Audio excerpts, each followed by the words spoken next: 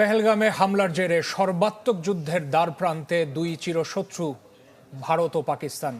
2 সপ্তাহের তুমুল উত্তেজনা, কথার লড়াই আর কড়া পদক্ষেপের পর পাল্টাপাল্টি ক্ষেপণাস্ত্র হামলা চালিয়েছে এই দুই দেশ। এতে প্রাণ গেছে 15 ভারতীয় ও 26 পাকিস্তানি বেসামরিক নাগরিকের, আহত আরও অন্তত 46 জন।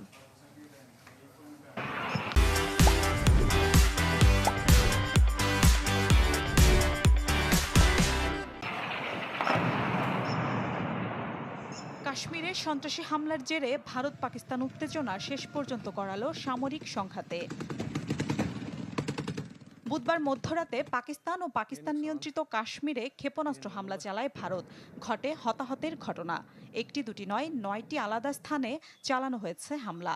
যদিও মোট কতটি জায়গায় হামলা চালানো হয়েছে সেই সংখ্যা নিয়ে দুদেশের তথ্যে তফাৎ থাকলেও মুজফ্ফরবাদ, কোটলি, ভাওয়ালপুর সহ কয়েকটি স্থানে হামলার খবর নিশ্চিত করেছে গণমাধ্যমগুলো।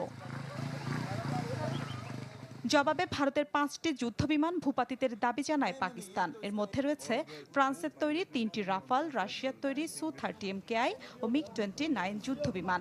বিধ্বস্ত হয় ভারত ব্রিগেডের সদর দপ্তর ও চেকপোস্টও। পাল্টাপাল্টি সংঘাতে অরক্ষিত হয়ে পড়েছে সীমান্তবর্তী আকাশপথও। এরই মধ্যে 165টি ফ্লাইট বাতিলের কথা জানিয়েছে ভারতীয় বিমান সংস্থা ইন্ডিগো। কাশ্মীর সহ 11টি সীমান্তবর্তী এলাকায় এসব ফ্লাইট চলাচলের কথা ছিল। বিমান চলাচল বন্ধ রয়েছে ভারতের পাঞ্জাব, রাজস্থান ও বেশ কয়েকটি জায়গায়। এদিকে ভারতের হামলাকে যুদ্ধের শামিল দাবি করে সমুচিত জবাব দিতে সশস্ত্র বাহিনীকে অনুমোদন দিয়েছে পাকিস্তানের জাতীয় নিরাপত্তা কমিটি।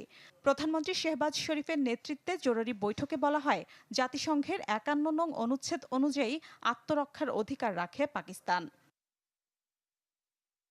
যুক্তরাষ্ট্রের রাটগার্স বিশ্ববিদ্যালয়ের এক গবেষণায় পাক ভারত যুদ্ধের ভবিষ্যদ্বাণী করা হয়েছিল 5 বছর আগেই।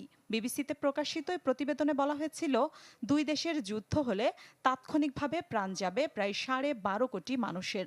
শুধু তাই নয়, পারমাণবিক বিস্ফোরণের কারণে সৃষ্ট ধোঁয়ায় বিশ্বজুড়ে তৈরি হবে পরিবেশ বিপর্যয়। মিলা খন্দকার, চ্যানেল 24।